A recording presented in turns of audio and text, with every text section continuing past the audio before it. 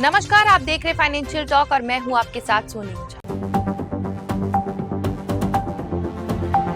बिहार चुनाव से ठीक पहले एक बड़ा राजनीतिक भूचाल आया है। दिल्ली की राउज एवेन्यू कोर्ट ने पूर्व रेल मंत्री लालू प्रसाद यादव, पूर्व मुख्यमंत्री राबड़ी देवी और नेता प्रतिपक्ष तेजस्वी यादव को आईआरसीटीसी घोटाले मामले में आरोपी मानते हुए उन पर मुकदमा चलाने का आदेश दिया है।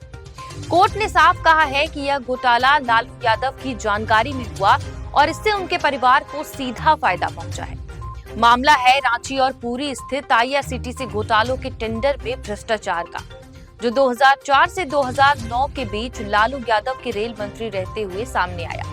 चलिए पहले जानते हैं कि क्या है आईआरसीटीसी घोटाला। आईआरसीटीसी घोटाले की शुरुआत होती है 2004 से 2009 के बीच, जब लालू प्रसाद यादव देश के रेल मंत्री थे। उस समय रेलवे की सहायक कंपनी आईआरसीटीसी ने 2 होटलों, एक रांची में और दूसरा पुरी में, के रखरखाव और संचालन के लिए टेंडर जारी किए। आरोप है कि इन टेंडरों को नियमों को ताक पे रखकर सुजाता होटल्स नामक कंपनी को दिया गया।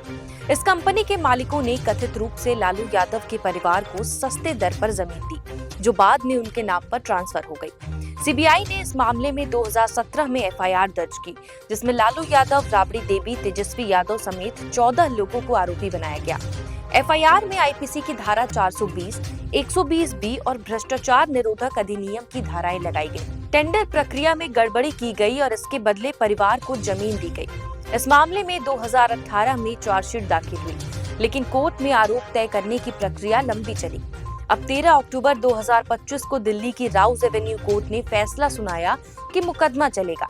कोर्ट ने कहा, लालू यादव की जानकारी में ही यह साजिश रची गई और इससे उनके परिवार को लाभ मिला। चलिए अब जानते हैं कि कोर्ट का फैसला क्या रहा और इसका क्या राजनीतिक असर रहेगा।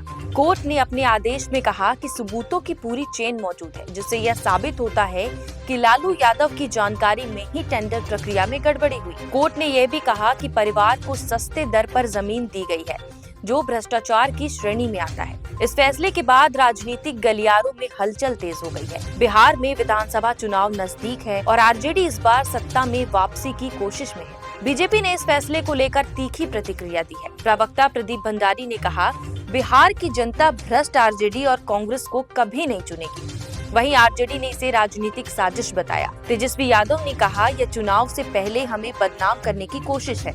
हम कोर्ट में अपनी बात रखेंगे। वहीं विशेषज्ञों का मानना है कि यह मामला चुनावी रणनीति को प्रभावित कर सकता है। महागठबंधन की छवि पर असर पड़ सकता है, खासकर तब जब भ्रष्टाचार के मुद्दे पर विपक्ष हमलावर हो। हालांकि मुकदमा अभी शुरू हुआ है और फैसला आने में समय लगेगा, लेकिन चुनावी माहौल में यह एक बड़ा मुद्दा बन सकता है। तो आपने देखा कि कैसे आईआरसीटीसी घोटाले की परतें खुलती गईं और अब कोर्ट ने मुकदमा चलाने का आदेश दे दिया है। लालू यादव, राबड़ी देवी और तेजस्वी यादव पर लगे आरोपों ने बिहार की राजनीति में हलचल मचा दी है। अब देखना होगा कि आने वाले दिनों में यह मामला किस दिशा में जाता है और इसका चुनावी असर कितना गहरा होता है। हमारी टीम इस मामले पर नजर बनाए हुए है और आपको हर अपडेट पहुंचाती रहेगी। फिलहाल के लिए इतना ही। देखते रहिए फाइनेंशियल टॉक।